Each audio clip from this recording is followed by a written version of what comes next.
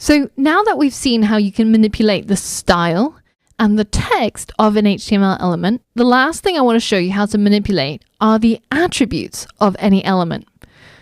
So just a reminder, the attributes are all the things that get colored in orange in Atom. So for example, class is an attribute, or the href for an anchor tag is the attribute, or the source for an image. They're all attributes. Everything that goes inside the tag, other than the tag name itself, are attributes. So we have a link up here that points towards Google, right? It takes us to the Google search page.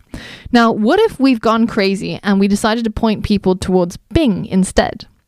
Well, we can get a list of attributes that are attached to the element by saying document, query selector, anchor tag, and that of course gets us our first anchor tag, which points towards Google.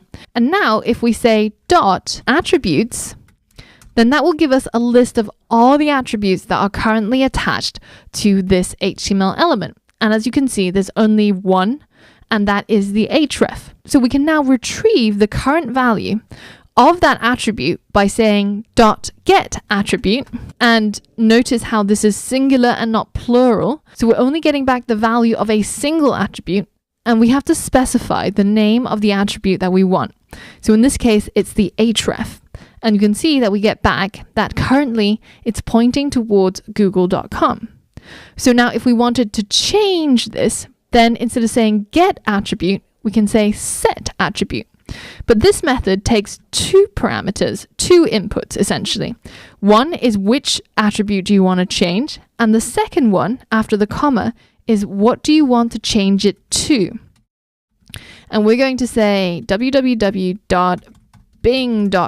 Wow, I've never typed that in my life before.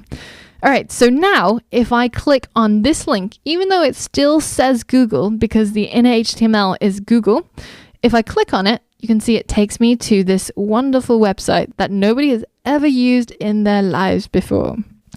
All right, cool. So this is a really quick and easy way of getting, setting, and seeing what the attributes are for any element that you select in the DOM.